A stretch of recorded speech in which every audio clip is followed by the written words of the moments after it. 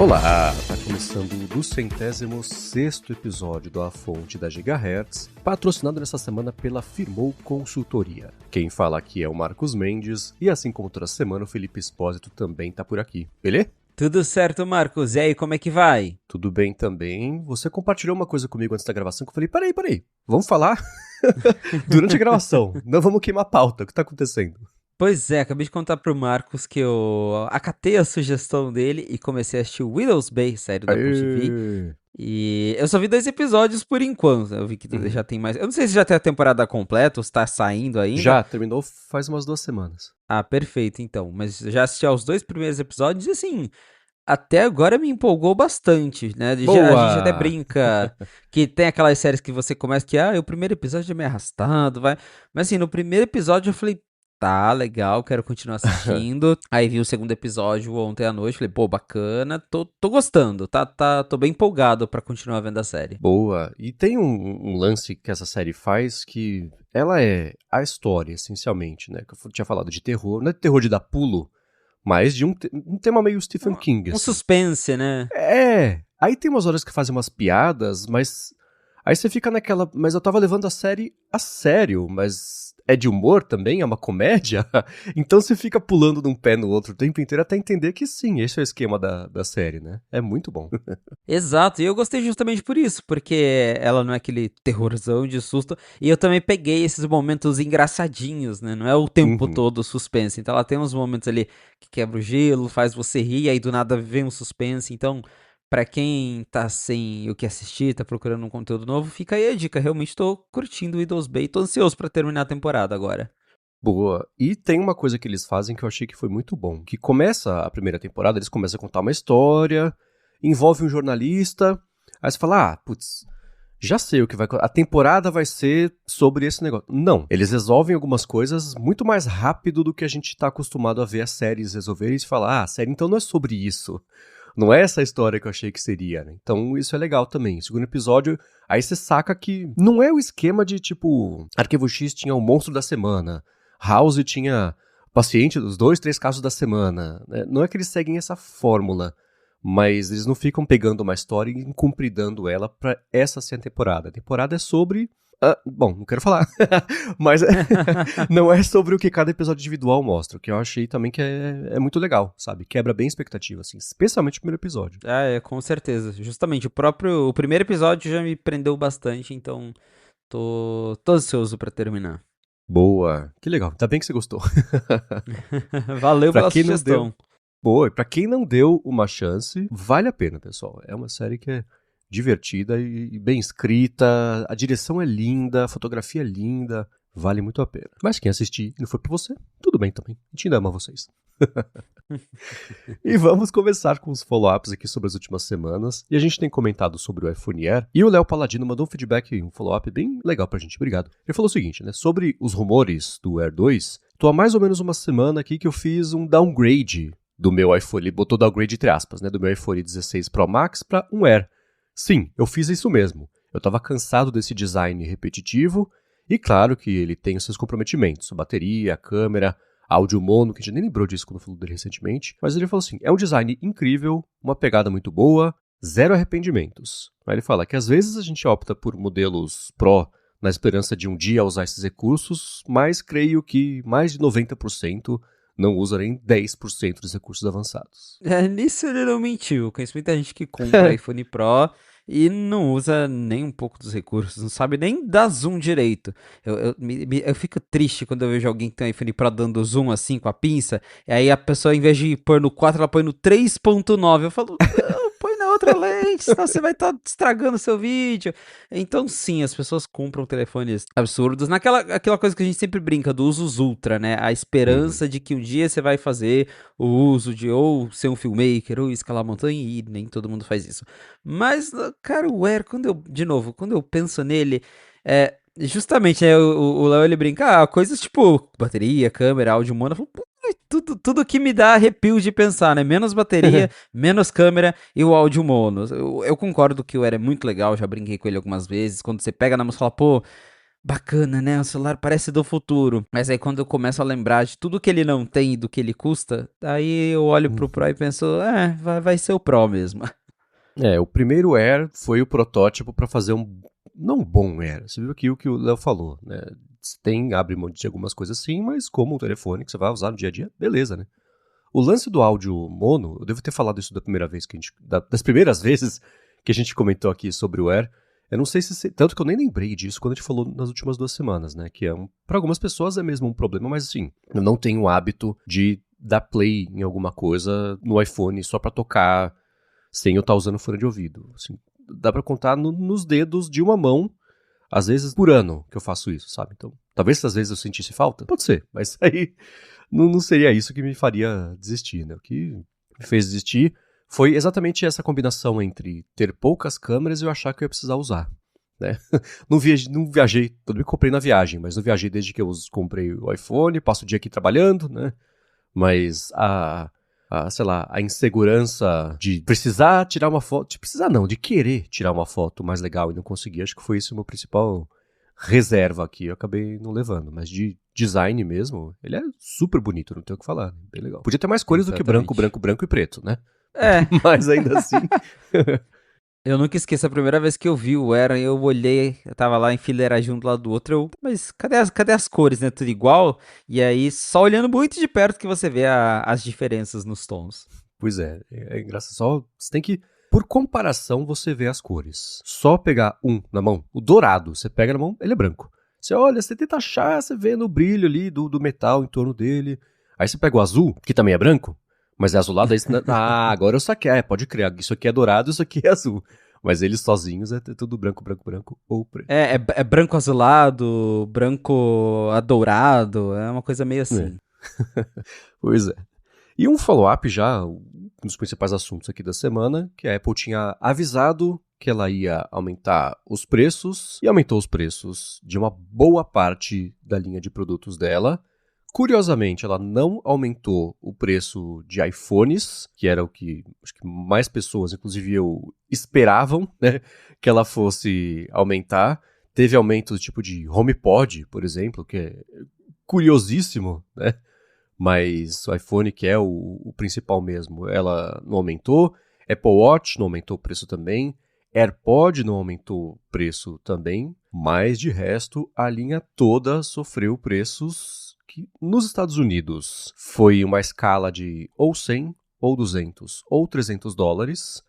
Aqui foi uma escala um pouco diferente, né? A gente viu, né, no Mac Magazine tem o produto a produto, né, dentro da linha de produtos, cada iPad mini, cada iPad Air, o que aumentou, mas teve, né? Olhando aqui, pescando uns para falar, teve aumento de, sei lá, R$ 2.500, teve aumento de mais de R$ 3.000, então foi pesado, né? Não dá pra, acho que não justifica a gente falar preço a preço aqui, mas é claro que a gente pode falar de modo geral sobre esse aumento e sobre as categorias também, que foi interessante, né? HomePod, por exemplo, Apple TV, o pessoal tá louco nos Estados Unidos que a Apple TV ficou a 4K, tá muito mais cara, a internet tá mais cara ainda, né? Aconteceu. Aconteceu, nós até especulamos isso no último episódio da Fonte, que foi quando o Tim Cook falou ao Wall Street Journal que os preços iriam subir. Eu já imaginava que se ele falou aquilo naquele momento, não era para esperar até setembro. Senão ele teria falado isso perto de setembro, né? Ainda estamos muito Uhum. longe. Então ali eu já acreditava que teria um aumento, veio. E acho que a primeira observação que dá para fazer isso é: os produtos que não subiram são todos aqueles que são esperados a serem atualizados em setembro. Então, iPhone, Apple Watch, AirPods e talvez ali um ou outro acessório derivado também para iPhone. Então, dá para entender que o que a Apple não mexeu é que ela tá para lançar um novo muito em breve. E tudo que ela mexeu, talvez não vai ter um novo tão em breve assim. Tem até rumores mesmo que os Macs, tirando acho que o Mac Studio, deve ficar uma coisa meio congelada ali por um tempo. Acho que a iPad Pro também não vai ter esse ano. Então ela subiu o preço de tudo que ela acha que vai continuar ali na linha desse jeito por um tempo. E aí agora os produtos que vão ser lançados no final do ano, ela segurou no preço atual, mas também tem rumor que vai ficar mais caro. iPhone, depois a gente entra em detalhes, mas iPhone deve ficar mais caro. Então não vai ser uma surpresa também quando a Apple anunciar esses produtos em setembro custando mais. E me chamou a atenção justamente essas categorias tipo HomePod.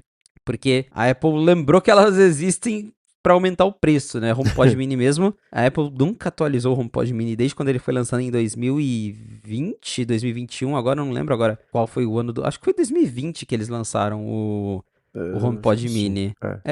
Foi no mesmo evento do iPhone 12. Isso, é novembro de 20. Isso. Aí eu acho que 1 ou 2 anos depois eles lançaram novas cores e foi isso. Nunca mais mexeram nas cores, nem nada. E agora lembraram do HomePod Mini pra atualizar o preço. Aí a gente entra até em algumas ironias, né? Por exemplo, o HomePod Mini que tem 1 GB de RAM ficou mais caro e o Studio Display que tem um chip A19 Pro dentro, não.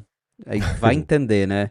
Mas, enfim, tá aí, o aumento chegou, ficou mais caro. Para nós brasileiros ficou muito mais caro para quem compra por meios oficiais, até quem compra por meios não oficiais, porque a galera viu que subiu o preço e também já foi lá e já reajustou o preço, né? Então, Uhum. ficou mais caro para todo mundo, não tem muito para onde fugir e agora a gente vai vendo a repercussão desses aumentos, igual o Marcos falou, a galera espantada com o preço de algumas coisas, Apple TV mesmo, o modelo Ethernet passa de US$ 200 agora, que realmente, se você for parar pra pensar, US$ 200 num negocinho que você espeta na TV pra ver Netflix, é salgado. É. O próprio HomePod voltou pro preço original de US$ 350, o grandão que a Apple tinha lançado por esse preço, baixou, agora subiu de novo. Vision Pro, que a gente esperava que não tinha como ficar mais caro, que a expectativa era ficar mais barato com o tempo, a Apple subiu o preço do Vision Pro, então também aí já deixa bem claro qual é o posicionamento deles, quanto a toda essa questão de aumento de preços.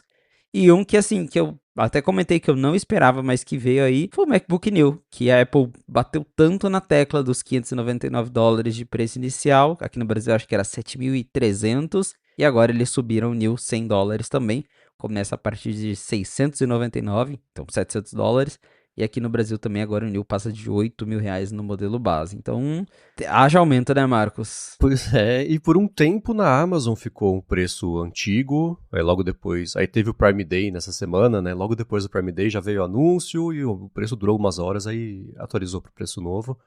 Tem coisa como, por exemplo, o HomePod. Eu não consigo acreditar que ainda exista uma fábrica fabricando HomePod. Que todos os que a Apple vai vender na história dessa geração já estão fabricados, estão empoeirando em armários e em estoques, né? Então, considerando que já está fabricado, desse 1 GB de RAM aí do HomePod Mini, por exemplo, aumentar esse preço foi mesmo para ser um seguro e a prova de uma volta a esse preço. Eu vi as pessoas especulando que, nas próximas gerações, eu tô com o Gurman nessa aqui falando essa semana. Não esperem que os preços voltem. Esses são os preços a partir de agora, daqui para cima, né? Pode ser que um produto, em algum momento, a hora que a Apple for lançar alguma coisa, ela atualize para baixo, mas não, agora essa é a base mesmo. E aqui no Brasil, o maior salto que eu encontrei foi do MacBook Pro de 16 polegadas M5 Max, com 36 GB de memória, 2 TB, ele foi de 48 mil para 54 mil. Então,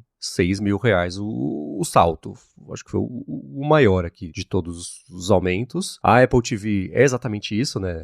É claro que ela tem uma interface muito mais bacana do que as TVs, tem uma privacidade muito mais bacana do que as TVs todas que escutam lá pelo controle remoto e etc. Mas né?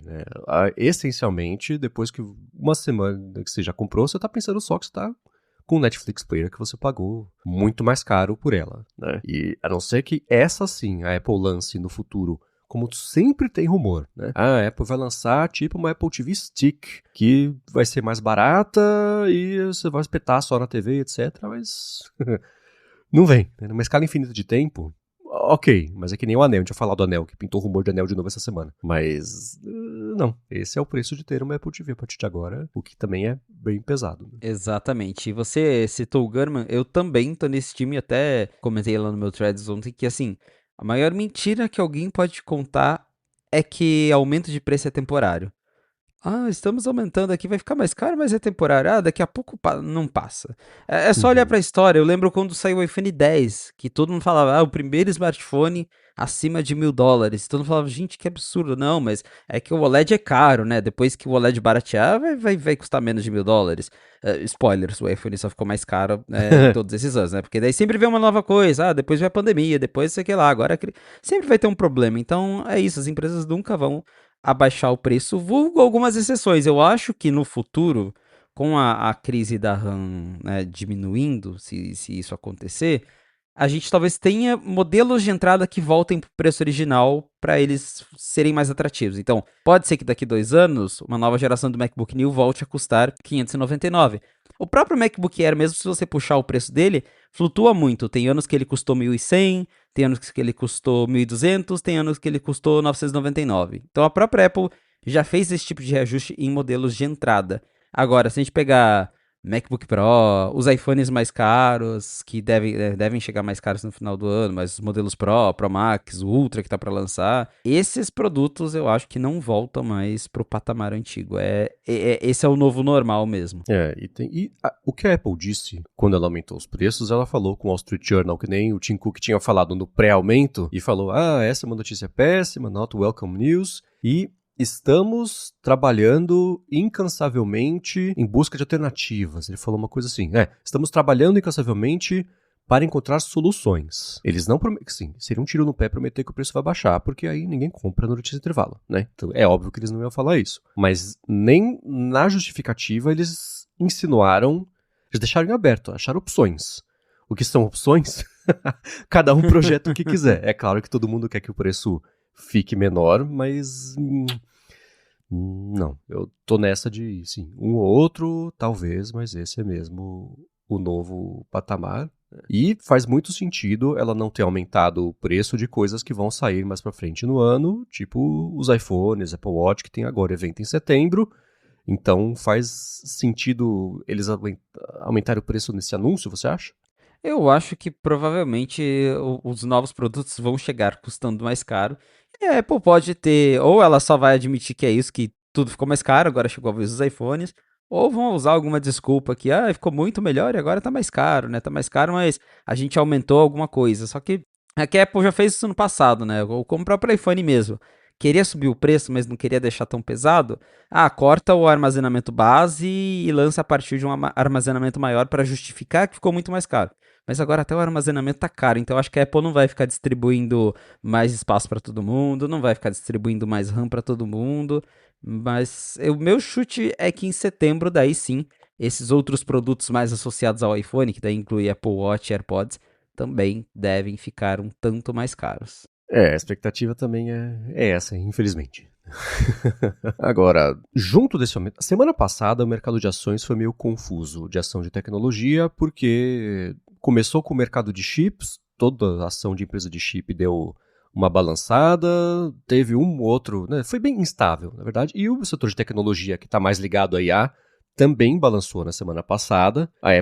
Com a Apple não foi diferente, mas no dia em que ela anunciou esse aumento de preços, mesmo ela tendo falado sobre isso por 2 relatórios fiscais seguidos, mesmo ela tendo avisado isso com antecedência na semana passada, no dia em que teve esse aumento de preços, as ações da Apple fecharam com uma queda de 6%. Foi a maior queda em um dia só em anos, o que mostra que Wall Street não, assim, tá tudo bem que você avisou, mas a gente não gostou. Porém, ao longo do resto da semana, deu uma recuperada. Então, depois da queda, dessas quedas de 6%, recuperou 2%, 2 pouquinho. Sexta-feira tava com cara que ia recuperar quase 3%, mas aí depois as ações caíram de novo, etc.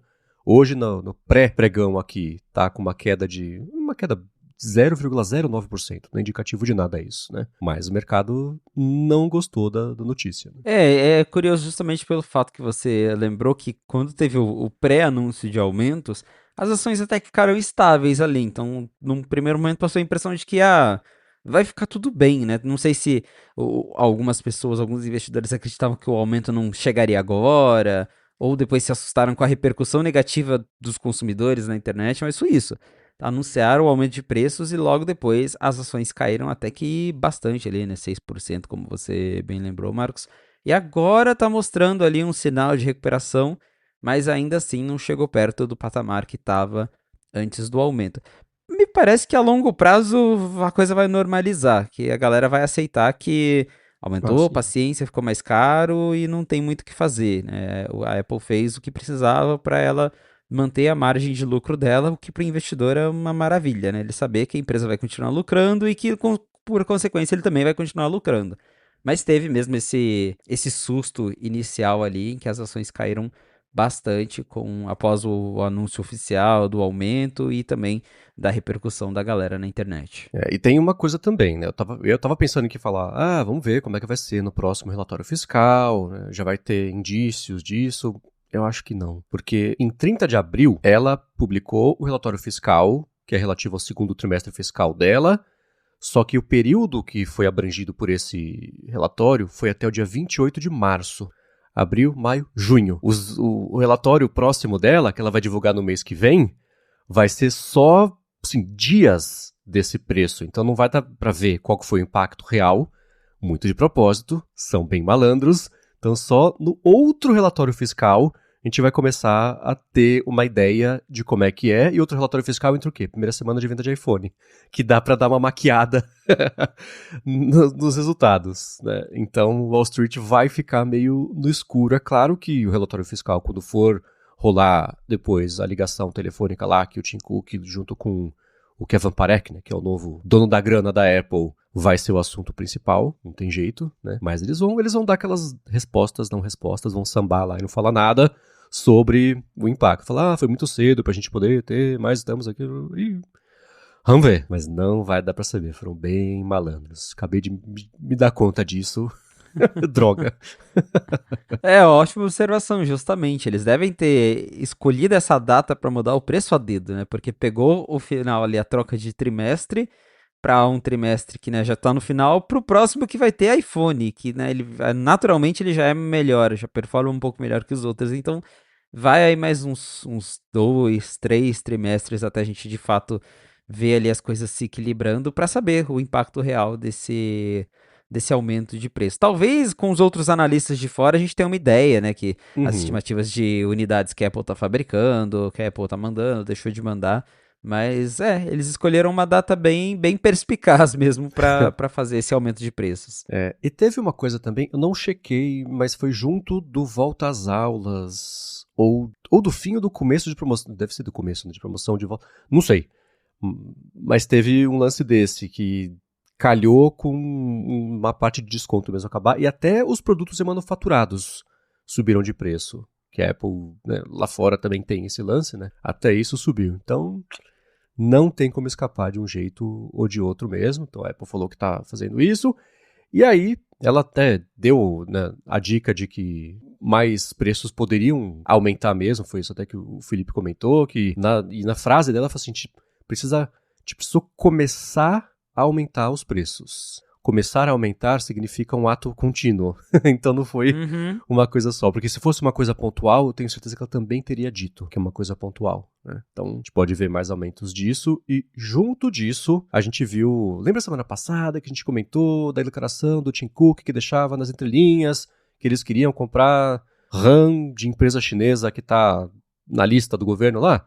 Nessa semana, na sexta-feira, o Financial Times reportou que a Apple está fazendo lobbying com o governo americano para poder comprar memórias da CXMT. É uma das empresas que eu falei que era de sopa de letrinhas lá, que vendia RAM. Então, sim, eles estão nessa lista porque eles tinham lá algum tipo de relação com o People's Liberation Army da China e blá blá blá, né?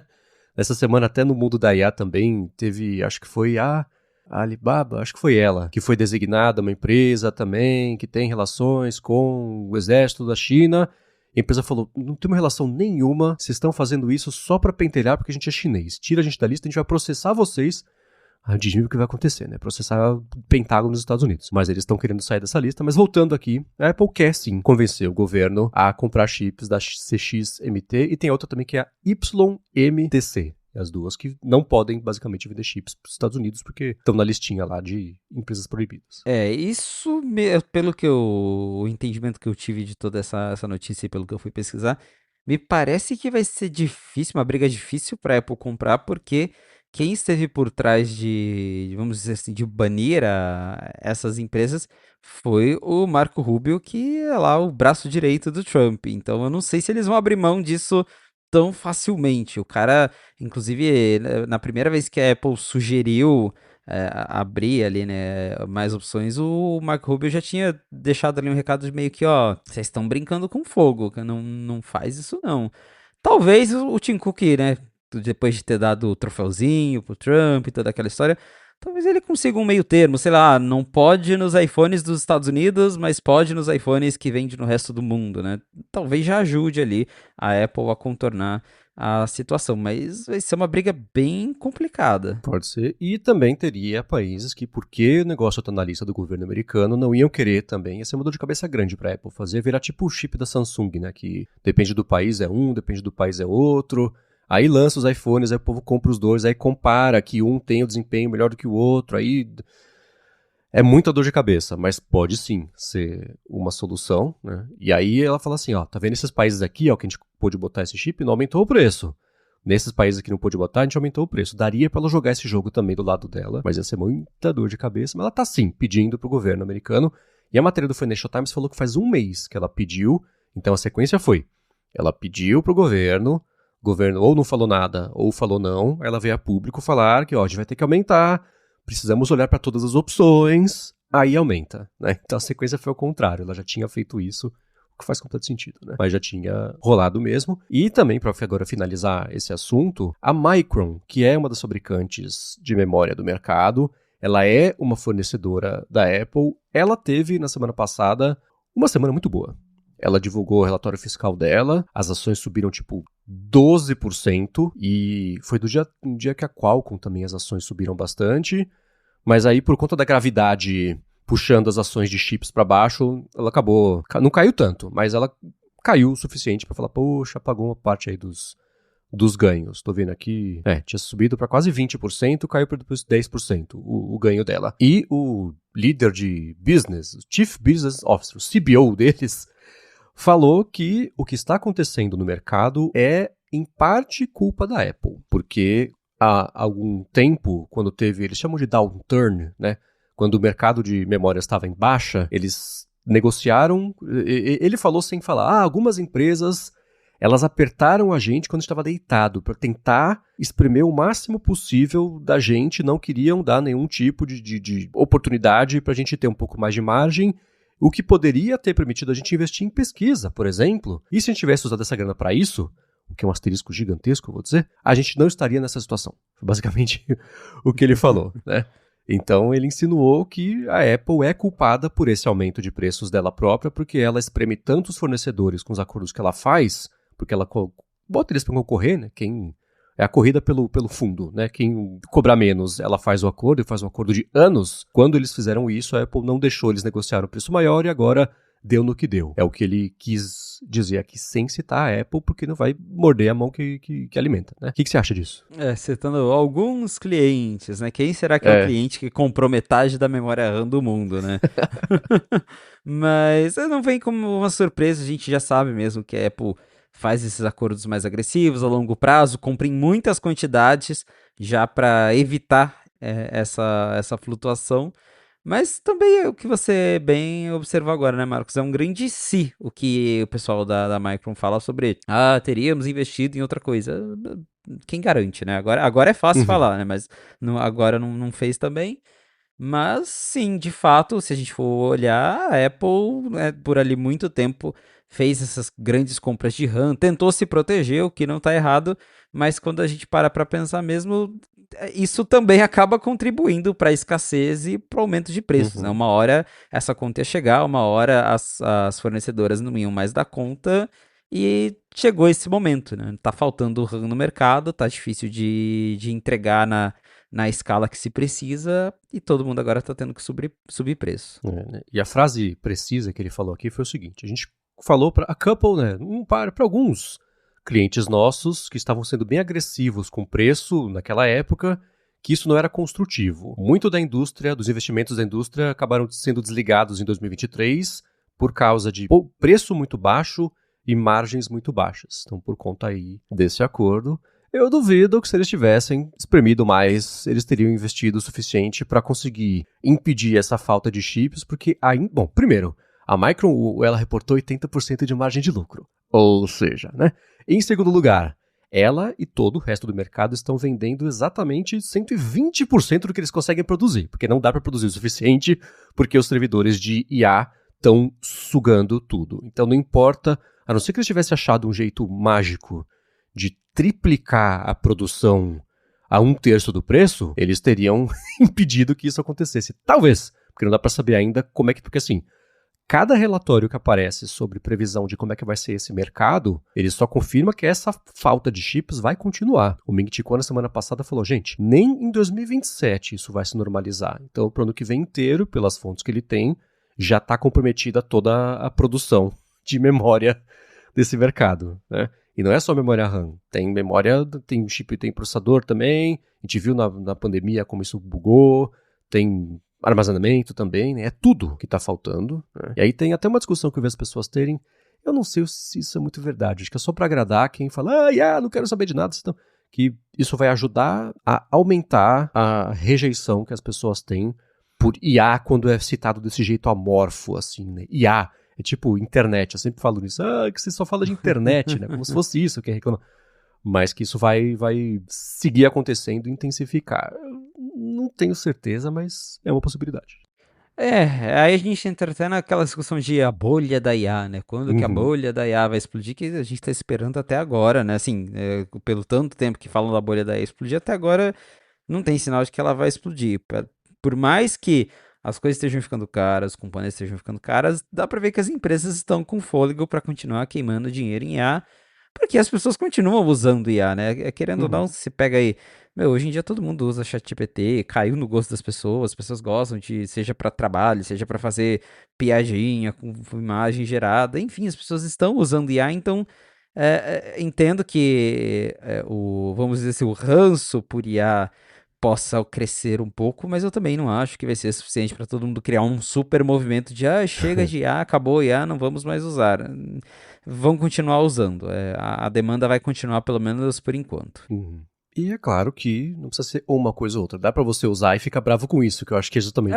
Concordo com você, é a maioria, né? Bom, é claro que impressões de vocês sobre tudo isso, comentem aqui com a gente. Se você foi um dos sortudos ou sortudas que horas antes de aumentar o preço acabou comprando um Mac por absoluta coincidência, como a gente viu bastante acontecer na semana passada nos Estados Unidos, comenta com a gente também. E a seguir, a gente vai falar sobre a volta do rumor do tal do anel da Apple, que é uma vez por ano ele aparece. A gente vai falar sobre isso, mas antes eu vou agradecer a Firmou Consultoria, que está mais uma vez patrocinando aqui o A Fonte e que segue oferecendo um jeito de você resolver a manutenção fiscal da sua empresa, a abertura da sua empresa, desenrolar alguma pendência, alguma coisa enroscada aí do seu CNPJ, da sua vida. PJ, a Firmou resolve, assim como ela faz com a gente aqui. A gente, por conta da Firmou, abriu em tempo recorde a Gigahertz, não teve dor de cabeça, não teve problema, não teve atraso. Na verdade, se teve problema, eles resolveram. Que é isso que eles fazem. Eles brincam com a gente. Quanto mais complicado, melhor. Então, para você que quer abrir a sua empresa, você que está com a sua empresa enrolada, um monte de documento que você não sabe onde está, imposto atrasado, vai falar com eles, porque eles, além de tudo, resolvem rápido. O que é muito bom quando a gente está também querendo que essas coisas se desenrolem. Ele afirmou, sabe, o jeito certinho para você abrir e manter a sua empresa de unir a economia de custos, o tributo certinho para você não pagar tributo a mais para a categoria da sua empresa. Então vai no Facebook, vai no Instagram, procura por @Firmou Consultoria, que ela está pronta para ajudar todo mundo que escuta aqui A Fonte, assim como ela ajuda aqui a gente na Gigahertz. Muito obrigado a Firmou Consultoria pelo patrocínio de mais esse episódio do podcast e pelo apoio a toda a Gigahertz. Valeu, Firmou! Valeu e vamos lá. Por conta, certamente, do sucesso do Oura Ring novo, voltou a história de que a Apple pode estar planejando lançar um anel inteligente, que foi a mesma história que pintou quando a Samsung lançou o anel dela, que fez um certo sucesso, que é a mesma história que pinta cada vez que surge um anel ou a atualização de um anel, vem essa história. Mas tem uma conta do Twitter, chama Kozutami. Essas contas que ninguém sabe quem é, mas já vazou coisa certa no passado, já vazou coisa errada no passado, mas falou que o iRing está sob desenvolvimento e a própria conta falou, puxa, que surpresa, não? Mas aparentemente a Apple segue ativamente investigando, o que é claro que ela faria se tem que lançar um anel. A gente falou sobre anel recentemente aqui, eu acho, mas e aí, Felipe, como é que isso tem evoluído para você, essa história? É isso, é um rumor que todo ano ele aparece, é incrível. E eu até fui atrás aqui, a primeira vez que alguém falou de um iRing foi em 2007, que criaram um conceito imaginando como seria um anel da Apple. Na época era só um conceito mesmo, não tinha nenhum rumor, Mas depois, encontrando aqui, voltando no tempo, eu encontrei uma reportagem de 2019 que citava uma patente de 2015 que a Apple teria registrado justamente envolvendo ali um anel smart, um anel tecnológico. Então, desde muitos anos atrás, a gente já vem escutando que a Apple vai lançar o iRing, o anel, sei lá o quê. Isso se intensificou agora que a Samsung e outras marcas vêm investindo mais em anéis inteligentes. Então, já faz um tempo que a gente vem escutando que a Apple passou a explorar mais ativamente isso. Até por isso que é esse post do Kozutami, que ele até ironiza, né? Ah, que surpresa. Porque para mim é meio óbvio que eles estão pesquisando. Mas Uhum. até agora não me parece que se tornou um produto concreto, que a Apple bateu o martelo e falou, ó, vai lançar ano que vem, vai ser esse produto. Eu acho que é mais algo que eles estão testando, vendo se faz sentido ou não. Isso a Apple deve fazer com um monte de coisas. Assim como a gente sabe que a Apple está testando óculos, deve estar testando anel, tá testando mil coisas lá dentro. E acho que o anel é mais uma delas. Não quer dizer que de fato a Apple vai lançar anel, mas eles devem estar explorando isso aí faz muito tempo e talvez agora que estão vendo que a demanda por esse tipo de produto está crescendo, talvez não de maneira significativa, mas a gente tem visto que cada vez mais pessoas estão se mostrando interessadas em experimentar um anel inteligente, aí eles começaram a desenvolver mais ativamente, mas eu acho que ainda não chegou no ponto de virar um produto que vai ser lançado daqui tantos meses ou daqui um ano, por exemplo. Eu tô bem nessa também. E foi o que eu comentei acho, recentemente aqui, né? Que eu tinha testado um anel que acabou que eu nem vou fazer o review dele porque eu não ia ter muitas coisas tão positivas pra falar e, putz, né? Isso também foi uma marca tão conhecida assim, então só ia. Não ia ser uma coisa assim, não comprem o Oura Ring, por exemplo, que eu testei uma porcaria. Não, então não tem porquê, né? Mas ele vazava muito a luz verde, especialmente, né? Tô deitado, acendi o quarto verde. O app também era bem. Dava pra melhorar. Mas a parte positiva que dá pra falar é o seguinte: eu vi a vantagem. Eu vi por que isso pode despertar o interesse, que é diferente, é mais libertador, vou colocar assim, do que você ter o relógio que você carrega uma vez por dia, uma vez a cada 2 dias. Não tem notificação, é só um sistema silencioso de coleta biométrica para transformar isso em interpretação de dados de saúde, sabe? Existem, por exemplo, fazer academia, pegar peso, não dá para usar esse anel, ainda mais se foram uns pesões que você pega, né? Pezinho, ok, né? Mas incomoda, né? Aperta, é uma coisa que tem bateria dentro, se você apertar errado vai explodir seu dedo, então tem algumas coisas, mas para correr, né? Ou só no dia a dia mesmo, aí beleza.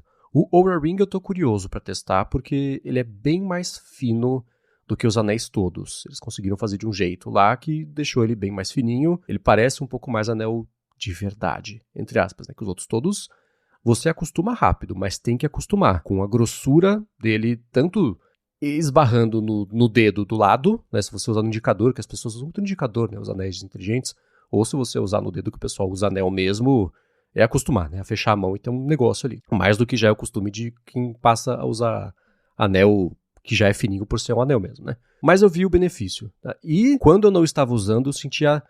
Não era falta, mas a necessidade de falar, pô, não tô coletando nada aqui, por quê, né? Então a gente acostuma meio rápido, isso eu achei interessante. Mesmo minha rejeição, eu pus na mão e falei, nossa, não. Mas aí depois rolou, né? Então a gente sempre brinca aqui, é óbvio que a Apple tá olhando pra isso. Ela olha pra anel, ela olha pra, certeza, drone. Eu sempre uso drone como exemplo disso, porque toda tecnologia que pode ser um produto que dê lucro pra ela, ela tá olhando, né? Então o anel, é claro que ela olharia também, inclusive, né? Se agora os AirPods têm o sensor cardíaco, por que não fazer um anel, né? Mas eu acho, meu chute, Felipe, daqui a um ano a gente vai estar falando que alguém falou que a Apple tá olhando pra anel, a gente vai ter essa mesma conversa, eu acho. Vamos ver. Com certeza, é minha expectativa também. Exato, né? E vamos agora falar um pouquinho sobre o iPhone Ultra. E você até publicou lá na Macworld nessa semana, é uma matéria que diz o seguinte, né? Que suas fontes confirmaram um atraso no lançamento do iPhone Ultra e também preços maiores do iPhone 18 Pro, o que aí sim não seria uma grande surpresa, né? Mas quer falar um pouquinho sobre essa grade e o calendário de lançamento? Com certeza. Essa matéria, ela meio que corrobora o que a gente já esperava, que é o iPhone Ultra chegando um pouquinho depois e preços mais caros para toda a linha. Mas aí eu trouxe alguns detalhes a mais ali no meio dessas informações. Então, a principal é preço de iPhone Ultra, que é o suposto nome do dobrável que a Apple tá para lançar no final do ano. Pelo que a gente escutou, isso vem de fontes ligadas aí à indústria, né, de fornecedores ali da Apple e que estão ligadas na produção, que tem informações ali sobre como que está o processo de fabricação desses iPhones. Parece que o custo de fabricação do Ultra de fato é muito maior que o dos modelos iPhone 18 Pro que vão ser lançados também no final do ano. E aí, com base nessa diferença de custo, nossas fontes estimam que o iPhone Ultra ele pode custar até $2.500. Aí, claro, entra a questão de configuração. Não quer dizer que o preço inicial vai ser 2.500, mas pode ser que, sei lá, na versão de 1 terabyte, 2 terabytes, ele custe $2.500, que isso por si só já o coloca como o iPhone mais caro da história. Hoje, o mais caro, que é o 17 Pro Max com 2 terabytes, ele custa $1.999 lá nos Estados Unidos. Então, já vai ter uma diferença bem grande. De novo, pode ser que o modelo de entrada comece em 2.000, comece até talvez um pouco menos, mas o resumo da história é essa: não esperem um iPhone ultra barato, né? O preço dele vai ser bem mais caro do que o que a gente está acostumado hoje. Ainda falando de preço, nossas fontes confirmaram que de fato os iPhones Pro, né, o 18 Pro e 18 Pro Max, também devem custar mais caro, citando justamente aí aumento do preço de RAM e do armazenamento flash. Tudo isso deve elevar o preço do iPhone. Nossas fontes acreditam que o preço deve subir em pelo menos $100. Eu vi que teve um report que veio lá de uma análise da JP Morgan que o Max Weinberg postou no X recentemente, que mostra que se somar os componentes, pode ser que o aumento de custo para a Apple ele poderia resultar em um aumento de só $50 no preço final do produto. Mas o que a gente escutou é que a Apple já queria evitar ter que fazer outro reajuste em menos de um ano. E que a expectativa é que a RAM e o SSD vão continuar ficando mais caros. Então, para eles faz mais sentido aumentar também $100, que se alinha com o que a gente viu agora nesse aumento, né? A maioria das coisas aumentou 100, algumas aumentaram 200. Então, eu acho que menos de $100 de aumento é muito improvável agora para os novos iPhones 18 Pro e 18 Pro Max. Então, dá para esperar aí um aumento também para esses produtos. E falando sobre timeline de lançamento, cronograma, tudo o que a gente sabe até agora, o que foi passado para a gente, é que a produção em massa do iPhone Ultra ainda não começou. A Apple já está fabricando em massa o 18 Pro, 18 Pro Max, e o Ultra ainda não. Então, a expectativa é que a Apple vai começar a fabricar o iPhone Ultra agora em agosto. Aqui até bate, eu fui atrás disso, até bate com o cronograma do iPhone 8 e 10 lá em 2017. O iPhone 10, que eles anunciaram tudo em setembro, mas o iPhone 10 só chegou às lojas em novembro. Né? A pré-venda começou no final de outubro, lançou no comecinho de novembro. E na época também, o iPhone 10 ele começou a ser fabricado mesmo em massa só em agosto. Então, bate ali um pouco esse cronograma e indica que, de fato, o Ultra provavelmente não vai chegar às lojas no mesmo momento que o 18 Pro e o 18 Pro Max em setembro. Então pode ser que a Apple vá anunciar tudo no mesmo evento, isso é bem provável, mas que ela vai falar que as vendas mesmo do Ultra devem começar um pouquinho depois. Talvez não seja tão depois, até algo que o Chance Miller escreveu na matéria dele lá no 95 Mac repercutindo, que a Apple também tem a expectativa de que o Ultra deve vender menos, né? Que ela vai conseguir produzir menos e também ele vai ser muito mais caro, então menos pessoas vão comprar versus os modelos mais baratos. Então pode ser que também que assim, ela começou a fazer depois, mas não vai ter um impacto tão grande porque tem essa questão que vai vender menos, ainda vai dar tempo de alinhar um pouco as coisas. Mas muito provavelmente, pelo menos algumas semanas de diferença deve ter entre a chegada do 18 Pro na loja e a chegada depois do Ultra, que é o modelo dobrável. E falando no Ultra, com essa aproximação do anúncio, mais rumores, vaza mockup, você tá interessado? Digo assim, interessado a gente se interessa por quem gosta de tecnologia, mas sua carteira tá interessada? Com esses rumores de preços altos é difícil a carteira ficar interessada, né? Assim, sendo bem sincero, né, analisando os rumores, é óbvio que nós que gostamos de tecnologia, gostamos de testar coisas novas, nós vamos querer testar o primeiro iPhone dobrável. Ele vai chamar a atenção, ele vai ser o iPhone que mais vai chamar a atenção. Mas quando eu penso no meu uso, né? Eu, por exemplo, eu uso muito câmera. Eu não vivo sem a lente telefoto. Quando eu olho lá todas as lentes que eu uso, baseado no tanto de foto e vídeo que eu faço, a telefoto ganha disparado. É a lente que eu mais uso no meu telefone. E até onde a gente sabe, o Ultra não vai ter. Ele vai ter a lente normal e vai ter a lente ultra-wide, que é a mesma configuração de câmera dos iPhones de entrada. E aí, né, pagar preço ultra para ter câmera dos iPhone de entrada, eu já fico meio. E assim, claro que ele vai ser legal, claro que vai dar para usar janelinha, a questão de produtividade deve ser muito legal num iPhone desses. E claro que se tiver como, eu vou dar um jeito de testar, né? É óbvio que eu vou querer testar. Mas pensando no que faz mais sentido para mim hoje, eu ainda continuaria com os modelos Pro e Pro Max, que não vão ser tão empolgantes esse ano, mas pelos rumores, né, vai ter ali uma câmera bem melhor, tem questão de upgrades que, pro meu uso do que eu faço no meu dia, fazem mais sentido do que o iPhone Ultra. Mas no mundo ideal teria os dois, né? Mas daí vai depender muito da carteira. Eu tô parecido. Claro que, assim, quando saiu o dobrável da Samsung, eu fui na loja, fui ver, etc. O que eu não gostei dele foi do material. Parecia meio... Eu brinquei, parecia oco, sabe? o barulho que fazia era que você abria, que fechava, a sensação não foi muito boa. Mas pra eles todos eu olho e falo, eu queria querer. Acho que é assim que eu consigo definir. É que nem o Vision Pro, é um exercício criativo tecnológico mó legal, mas tem coisa quando anuncia um produto, a gente ou reage instintivamente, nossa, eu quero, ou a gente olha e fala, tá, legal. Eu queria querer. Eu tô olhando pra esse produto e falo, putz, ainda não me convenceu do porquê que... Né, porquê que eu preciso, ninguém precisa de nada, eu sei. Mas que benefício que eu tiraria mais no dia a dia, além do fator novidade, que é importante. Dá pra comprar só porque é novo e é legal, 100%. Ainda não me pegou, não. Formatinho... Eu teria um iPhone no formato passaporte, mas que não abrisse. Eu tô achando bonitinho esse formato que ele é mais achatado, não é tão o formato 16:9.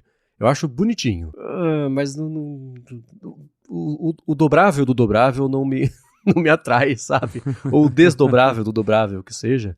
Não consigo me ver usando ele no modo aberto só porque tem maior, sei lá. Eu queria querer, acho que a minha conclusão é essa. Vamos ver quando a Apple anunciar, né? Pois é, né? E nessa semana também, o Mark Gurman surpreendeu a muita gente, inclusive a mim, dizendo que os Macs, o MacBook com tela sensível ao toque, eles vão ter chips M5 Pro e M5 Max, que o pessoal está esperando já que fosse a linha M6. Aparentemente, a Apple vai pular a linha M6 Pro e M6 Max, o que também é outra coisa muito curiosa. Não sei o que está acontecendo, Felipe, mas tá bagunçado essa área de chips lá dentro. E que, além dos MacBook Pro não terem os chips M6, ela vai pular o M6 Pro e M6 Max. Que doideira. Que doideira, Marcos. É engraçado porque quando se falava da transição do Intel para Apple Silicon, eu lembro que muita gente falava, a Intel não entrega mais os chips, né? A linha do Mac tá ficando bagunçada por culpa da Intel. Agora a linha tá bagunçada por culpa da Apple mesmo, que tá pulando geração de chip, né? Basicamente isso. Eu entendi essa notícia do Gurman num primeiro momento, que é ele falando que a Apple vai pular a geração M6. Ele até cita que é porque a Apple internamente já está fazendo o M7 e olhou pro M7 e viu que ele vai ser melhor. É óbvio que o M7 vai ser melhor. Tipo, não é óbvio isso, né? Tipo, então não lança mais nada, né? Você vai ficar esperando o melhor, não vai lançar mais nada. A minha leitura é que a Apple vai pular isso por questão de fornecimento. Né? Talvez ela olhou, ela viu que ela não vai conseguir fazer chip M6 na escala que ela precisa e falou, meu, pula essa geração, tá mais caro mesmo, vamos, quem sabe até o M7 a coisa se normaliza, vamos focar em fazer mais chips para a geração M7. Então, eu acho que esse pulo de geração tem mais a ver com o custo e com a falta de componentes agora do que com o M7 vai ser melhor. É óbvio que o M7 vai ser melhor, né? Eu acho que não é essa a razão que a Apple vai pular a família M6. Então, pelo que o Gurman diz, vai ter um MacBook Pro base atualizado, né? Os Macs base, que usam o chip mais simples, eles vão ser lançados com a família M6, mas não vai ter nenhuma variante do chip M6. E, de novo, eu acho que é por conta da questão de fornecimento, que a Apple vai se resguardar, vai guardar a produção dela para focar no M7, para daí ter mais quantidade, para não sofrer de problema de fornecimento, que a gente tem visto com o Mac Mini, o Mac Studio, que tá faltando o Mac, né? A Apple teve que subir o preço e mesmo assim a demanda não tá batendo ali, a Apple tá sem conseguir entregar alguns Macs, então acho que faz mais sentido eles pularem o M6 pensando nisso, para guardar toda a produção já para a família M7 que vai chegar lá para o final de 2027. E aí é interessante, né, Marcos? Porque quando saiu essa notícia, a primeira coisa que eu pensei foi: e o tal MacBook Ultra Mega Uhum. Blaster que vai ter touchscreen, OLED? E o próprio Gunman depois respondeu essa pergunta falando que esses MacBooks vão ser baseados nos chips M5 Pro e M5 Max e não no M6, o que para quem estava muito ansioso por esses Macs, acho que é uma notícia um tanto desanimadora, porque a expectativa era que eles seriam novos chips, mas eu acho que isso também reforça que a Apple está aguardando o chip novo para uma produção futura, né? Para a linha M7. Mas que bagunça, né? Tá bem bagunçado. Eu acho sim também que é por fornecimento. Eu dei risada agora e dei risada quando eu li, né? Eles perceberam que vai ser melhor. Falei, mas ué, daqui a 6 meses falar, foi cancelado o 7 porque perceberam que o 8 vai ser melhor e que o 9 vai ser melhor. É. Você não lança se for assim, né? Não faz o menor sentido. Mas sim, tá, minha impressão é bem parecida com essa. Esse Mac tocável ainda é o mesmo mistério que pra mim é o mistério do iPhone dobrável, porque a gente sabe, dá pra imaginar, né, os Macs cheios de marca de dedo, mas o benefício mesmo não é uma coisa que as pessoas estão pedindo muito por isso, sabe? Então é legal que vai ter, porque aí quem quiser mexer com a pata, mexe. Mas também, tô esperando pra ver como é que a Apple vai contar essa história, e ela vai falar sobre pra quem escolher, quem quiser, sempre como algo opcional, né? Mas quem tem interesse, quem sente falta... Aliás, não, ao contrário. Quem tem um computador que já tem um laptop que já é sensível ao toque, contem pra gente se vocês usam, como é que é esse dia a dia, do que vocês sentem falta quando vocês usam algum outro. Aqui em casa a Lari tem um que é sensível ao toque e ela vê ela encostando na tela umas 2 vezes. Uma delas foi por engano, sabe? Então eu não sei exatamente o quanto isso cola pra quem tem, mas quem tiver já experiência com isso, eduque a gente aqui sobre esse uso do dia a dia. E pra gente finalizar o episódio de hoje, o Felipe publicou uma matéria que eu achei super legal, lá na Macworld também, falando sobre como o melhor recurso do iOS 27 é, olha só, uma utilização de IA, mas no Epic ninguém usa. Foi a matéria que você, foi a forma como você escreveu. De que app estamos falando? Exatamente. Estamos falando do Shortcuts, o aplicativo que, talvez entre os ouvintes do Fonte, ele até seja sucesso. Uhum. Mas quando a gente pensa no público geral, a galera muitas vezes nem entende, né? Vê aquele aplicativo e fala, pra que serve esse negócio? E a gente já conversou aqui no A Fonte várias vezes sobre como o Shortcuts ele é muito complexo, né? Ele tem tantas ferramentas que fica difícil de você, às vezes, criar o atalho que você queria, porque tudo é muito confuso, tem muitas opções e você tem que ficar procurando entre elas. E a Apple reformulou o Shortcuts no iOS 27 e a maior novidade foi que ele tem Apple Intelligence para você conseguir criar um atalho usando linguagem natural. Então, você, ao invés de ficar lá procurando na lista cada ação que você precisa, você fala, olha, eu quero um atalho, sei lá, quero um atalho que controle tais coisas de casa em tal situação. E aí ele vai lá, ele entende o que você quer, acha os atalhos compatíveis e aí já cria um atalho para você. Então a matéria foi mais ou menos explorando ali como que a Apple fez essa repaginada de um jeito super bacana no Shortcuts, focando agora nesse uso bacana de IA, para deixar o aplicativo mais fácil. Tanto que agora é uma coisa que me chama a atenção, que eu acho que é isso que vai salvar o Shortcuts, que é quando você clica para ou toca para criar um novo shortcut, ele já abre uma bolinha perguntando, o que você quer fazer? Então não é mais aquela lista confusa. Está muito mais focado agora no usuário final, o usuário comum, que não entende muito, não quer ter que entender, né? Não precisa ter que Uhum. entender. Então acho que essa que é a parte mais legal do novo Shortcuts, que torna ele acessível para todo mundo, né? A ideia é realmente agora vender como um aplicativo que você descreve o que você precisa e ele faz. Até me lembra um pouco que o Google apresentou na última I/O para o Android, que é um criador de widgets com IA, que você Uhum. só descreve o que você precisa e ele cria um widget para você. E é mais ou menos o mesmo esquema. O usuário vai lá e fala, olha, eu preciso de um atalho para X. E aí o shortcut vai lá e cria com base no que você precisa. Eu até fiz um teste aqui, porque uma das novidades também do Shortcuts no iOS 27 é ele ler notificações que chegam no seu celular, né, de aplicativos específicos. Você consegue filtrar e usar essas informações das notificações para seja lá o que for. E aí eu pedi pro Shortcuts criar um atalho que lê as notificações que vem do aplicativo de banco e já salvar elas resumidas numa nota do meu celular, por exemplo, para ter lá os gastos que eu tenho. Fiz para testar. E funcionou. Eu não precisei ficar indo na lista, programando. Esse aplicativo, agora é essa ação. Não, dei o comando que eu queria, ele entendeu o que eu queria, fez todos os links e me entregou um atalho funcionando. Então acho que agora sim o Shortcuts tem um potencial muito maior de chegar a mais usuários. Eu quis que tivesse exatamente isso no Shortcuts, até hoje não parei para usar. Mas eu ainda vou fazer isso. Eu acho justamente que esse o benefício, a entrega. Eu até também tinha feito artigo de opinião antes da WWDC, quando era um rumor, né, de que o Shortcuts ia ganhar essa camada de IA, interpretação e montagem com base em linguagem natural, que era exatamente essa promessa de computação pessoal, né? Desde o começo era isso, né? Você não tem que aprender a programar um programa para fazer alguma coisa, mas sim só usar. Deixa o computador fazer a parte do computador, você só usa e tira o benefício disso. Então, desde sempre, quando apareceu os primeiros GPTs baseados no Lectura Transformer e processamento de linguagem natural, a promessa reacendeu disso, de você não ter que aprender a falar a linguagem do computador. Agora o computador falava a linguagem do humano, e ele próprio transpunha isso, transporia isso pro resto, para ele, né? E é o motivo pelo qual também a gente viu essa parte de robótica doméstica crescer bastante nos últimos anos em inteiro. Ainda não tem robô na casa de ninguém, eu sei. Mas é por causa disso também, né? Porque você reduziu o gap entre o que precisa acontecer no cérebro, entre aspas, do robô e o mundo externo, o mundo exterior, porque existe essa camada do transformador de interpretação que juntou essas duas coisas. Então, voltando aqui para o computador, sem falar de robô, é exatamente isso para tudo, para fazer aplicativo.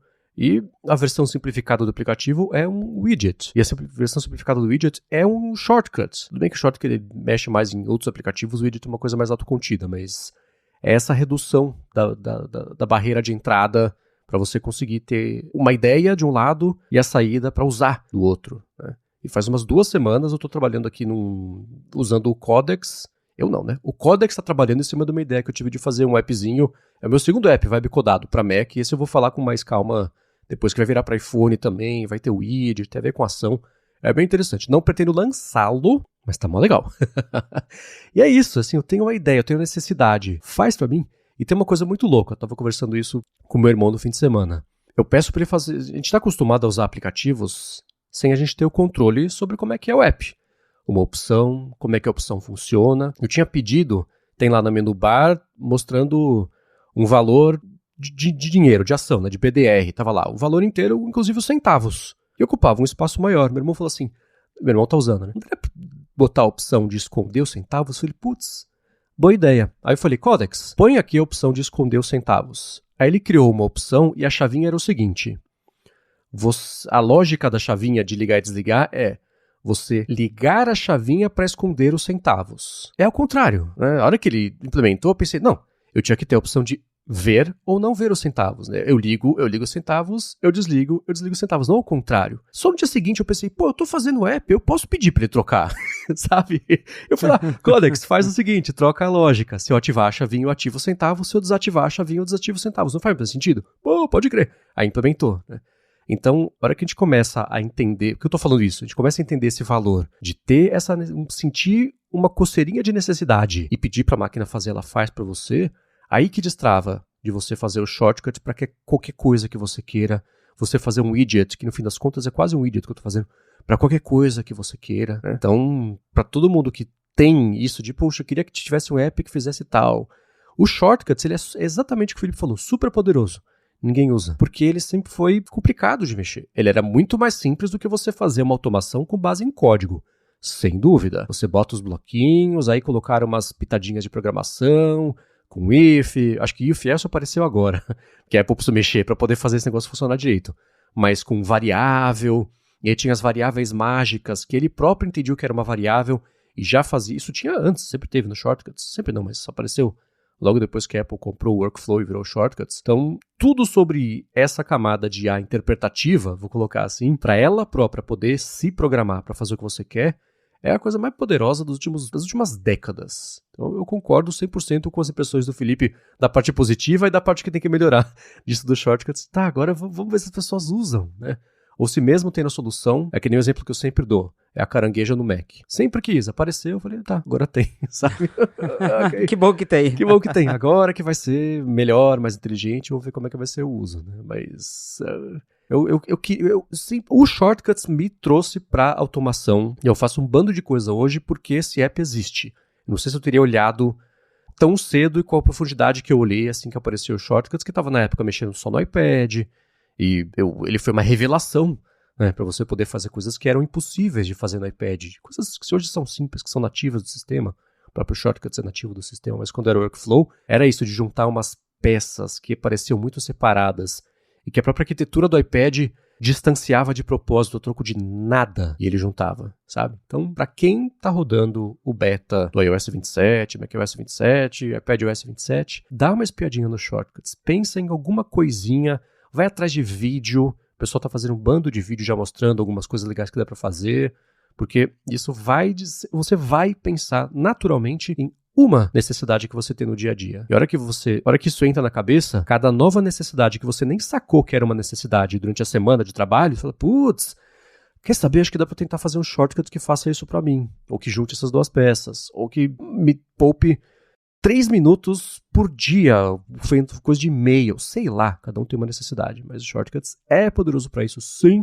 Pena que é pouco usado. Bom, para achar os links de tudo que a gente comentou no episódio, vai em gigahertz.fm/a fonte/206 ou dá mais piada nas notas aqui do episódio no seu player de podcasts. Obrigado a Firmou Consultoria pelo patrocínio do episódio de hoje, a vocês que deixam reviews, avaliações e que recomendam a fonte, e a você, Felipe, por semana após semana ajudar todo mundo, inclusive eu, a fazer sentido do que está saindo lá de Cupertino. Valeu, Marcos, e obrigado, agência, por ter ficado com a gente até o final de mais um episódio do A Fonte. Se você quiser me encontrar nas redes sociais pra gente bater um papo, é só me procurar no @felipe.exposto lá no Instagram e no Threads. Boa, para falar comigo, MVC Mendes, eu apresento por aqui o Área de Transferência, também o Área de Trabalho, apresento para a Lura o IA sob controle e meus textos vocês encontram no 9to5Mac.